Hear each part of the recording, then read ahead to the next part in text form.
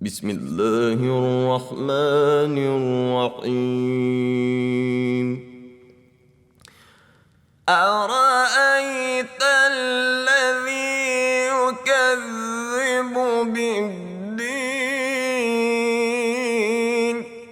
فذلك الذي يدعو اليتيم ولا يحض على طعام المسكين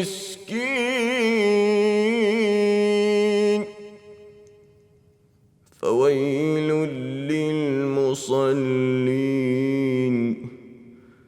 الذين هم عن صلاتهم ساهون.